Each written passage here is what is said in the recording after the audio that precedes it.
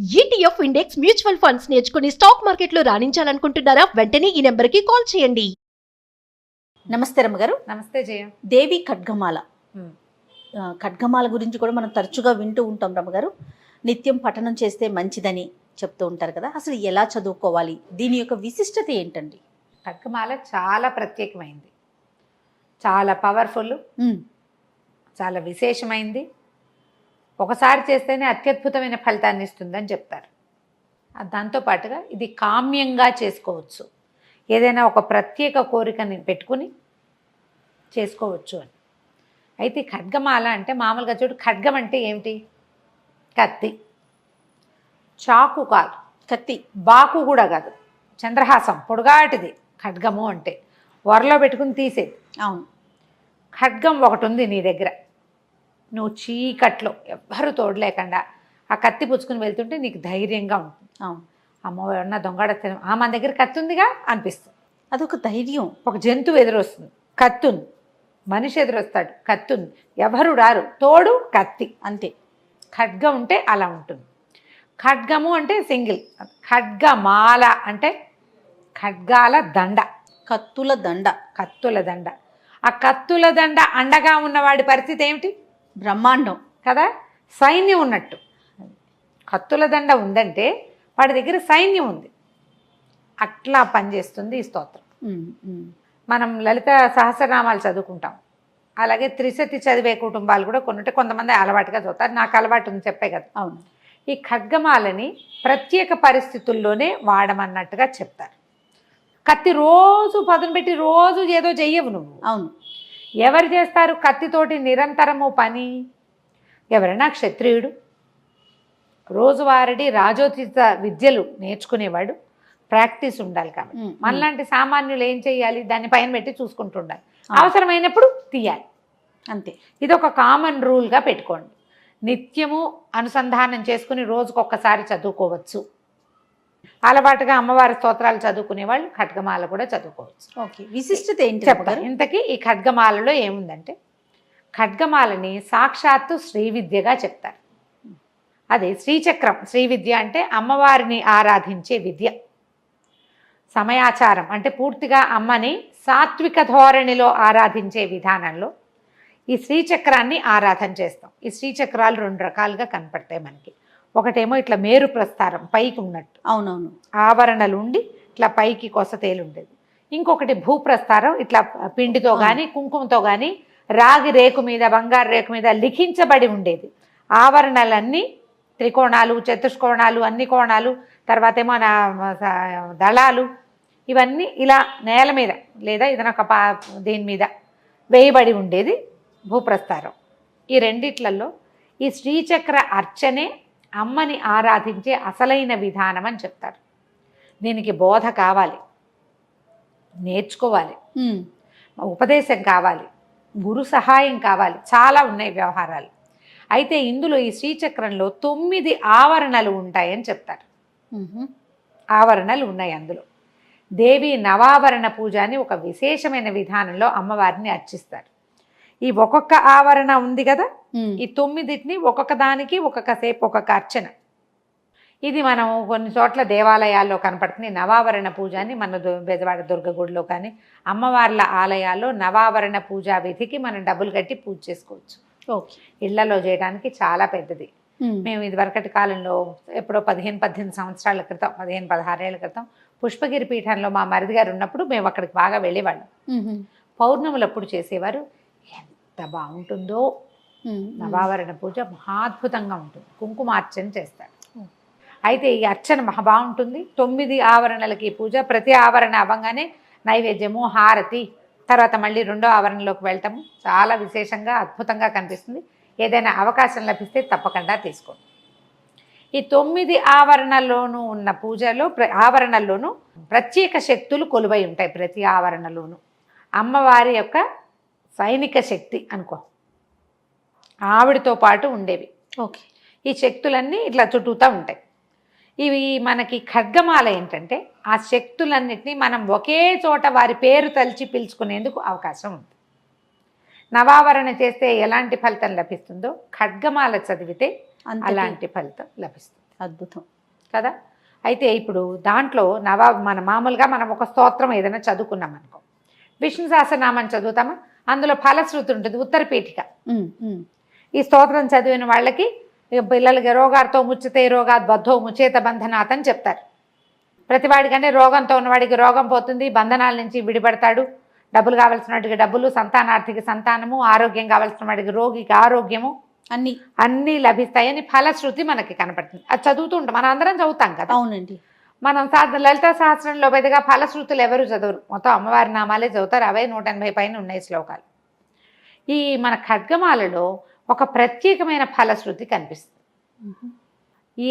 దీన్ని గనక, ఈ ఖడ్గమాలని గనక చదివిన వాళ్ళకి అష్టాదశ మహాద్వీప సామ్రాజ్యానికి భోక్త అవుతాడు వాడు. 18 ద్వీపాలతో కలిసి ఉన్నటువంటి మహాసామ్రాజ్య భోక్తగా అవుతాడు. అక్కడి నుంచి వీడికి ఎన్ని రకాల సమస్యలు తీరిపోతాయో, అంటే ఏ ఏ సమస్యల్లో ఉన్నవాళ్ళు ఇది చదవాలో ఫలశ్రుతిలో వివరంగా చెప్పబడింది. ఎన్ని రకాల విశేషాలు చెప్తారు. ఫలశ్రుతే అట్లా స్టార్ట్ అవుతుంది. ఏషా విద్య మహాసిద్ధిదాయిని స్మృతి మాత్రత. స్మృతి ఒకసారి తలుచుకుంటేనే మనకు వచ్చేస్తుంది. అగ్నివాతము, మహాక్షోభము, అన్ని రకాల సమస్యల్లో లుంఠనము, అంటే మనం ఎవరైనా మనని విద్య చేశారు, మనం మొత్తం నష్టపోయాం, తస్కర భయం, దొంగల భయం, వాటన్నిటి అపస్మారము, జ్వరము, వ్యాధి, వీటన్నిట్లలో అక్కడి నుంచి మిత్రభేదము, గ్రహభయము, స్నేహితులతో ఇబ్బందులు వచ్చినప్పుడు, వ్యాపారాల్లో స్నేహితులు డబ్బులు కొట్టేస్తారు, అవునవును, అలాంటప్పుడు గ్రహ భయము, మనకి గ్రహ స్థితులు బాగుండలేదు. వ్యసనేషు ఆభిచారికేషు అంటారు. వ్యసనాలు, ఏదైనా వ్యసనాల వల్ల ఇంట్లో వాళ్ళ వల్ల ఇబ్బంది వస్తాయి, బ్యాడ్ హ్యాబిట్స్, అవి వదలటం లేదు. వ్యసనాల వల్ల వచ్చినటువంటి రకరకాల సమస్యలు అవన్నీ తీరిపోతాయి. అభిచారకం, ఎవరైనా మన మీద బ్లాక్ మ్యాజిక్ చేశారనుకుంటాం. ఇవాళ రేపు చాలా మంది అడుగుతూ ఉంటారు, మాకు వాళ్ళు ఎవరో చిల్లంగి పెట్టారండి, అదేదో పెట్టారండి, ఇదేదో ఈ రోజుల్లో ఎక్కడుంటాయమ్మా అంటాను నేను. కానీ వాళ్ళందరికీ ఇది చదువుకోండి అని చెప్పేస్తా. ఎలాంటి దోషంలో అయినా సరే మాలా మంత్రాన్ని స్మరించమంటారు. అమ్మవారి పరివార శక్తులు, ఆమె యొక్క ఆ 9 ఆవరణల్లోనూ 9 ఆవరణలు దాటి మనం లోపలికి వెళ్తే శ్రీచక్ర బిందు మధ్యగతగా ఉంటుంది, అమ్మవారి మధ్యలో ఉంటుంది. ఆమెని ఆవరించుకుని ఉన్నటువంటి ఈ ఇన్ని శక్తులని మనం పేరు పేరున పిలుస్తాం ఈ స్తోత్రంలో. నమః అని చెప్తాను, నీకు ఒక నమస్కారం అమ్మ, అమ్మ నీకు నమస్కారం అని ప్రతి దేవతని హృదయదేవి, శిరోదేవి, శిఖాదేవి, కవచదేవి, నేత్రదేవి, అస్త్రదేవి అని ఇలా వస్తాయి పేర్లు. సర్వాశా పరిపూరక చక్రస్వామిని, అసలు ఎంత చక్కగా ఉంటాయో. పెద్దగా టఫ్ కాదు పదాలు, కష్టం కాదు, అంత కష్టమైనవి కాదు. చిన్న చిన్న వాచా దోషాలు వచ్చేందుకు అవకాశం ఉంది. ఆశకి ఆశ అంటారు చాలామంది, శాకి సా అంటారు. శా వేరు సా వేరు కదా. ఆ చిన్న చిన్న దోషాలు లేకుండా చదవాలి. ఓకే, దోషాలు కనుక లేకుండా చదివితే ఈ ఖడ్గం మన చేతిలో ఉంటుంది. తప్పులు లేకుండా చదువుకోవాలి. స్నానం చేయకుండా ఎట్టి పరిస్థితుల్లోనూ చదవకూడదని చెప్తారు. ఇన్ని శక్తులని మనం పిలిచేటప్పుడు మనం పవిత్రంగా ఉండాలి. ఎప్పుడు పడితే అప్పుడు మధ్యాహ్నాలు జ్ఞాపకం వచ్చినప్పుడు కాకుండా శుద్ధిగా స్నానం చేసి ఒక సమయం పెట్టుకుని పొద్దునో సాయంత్రమో కొంచెం పంచదార పాకమో లేదా పానకమో, పటిక బెల్లం పానకమో, బెల్లం పానకమో చేసి పక్కన పెట్టుకుని అంత వడపప్పు చేసుకుని చదువుకోవచ్చు. ఓకే, రోజువారీ ఒకసారి చదివేటప్పుడు మీ మామూలు నిత్య నివేదన సరిపోతుంది. మీకు ఏదైనా భయము, ఇబ్బంది, చేయవలసిన పరిస్థితి, ఏం చేయాలో తెలియని దుస్థితి, ఇలాంటి పరిస్థితులు ఉండి మీరు కొంతకాలం చేయదలుచుకుంటే కనుక 11 సార్లు రోజుకి చొప్పున 21 రోజులు చేసుకోమంటారు. నేను 3 సార్లు చేస్తాను జయ. దసరాల్లో రోజు 3 సార్లు, అది పొద్దున 3 సార్లు, సాయంత్రం 3 సార్లు అవుతుంది. 2 పూట్ల అర్చన చేస్తాం కదా, కాబట్టి పొద్దున సాయంత్రము చేస్తాను. ఈ మామూలు రోజుల్లో ఒకసారి, రోజువారీ ఓసారి చదువుకోవటం. అన్ని స్తోత్రాలతో పాటు కనకధార, రామరక్ష స్తోత్రము, వాటితో పాటు వెంకటేశ్వర రావలంబం, వాటన్నిటితో పాటు ఇది కూడా చదివేసుకుంటాం.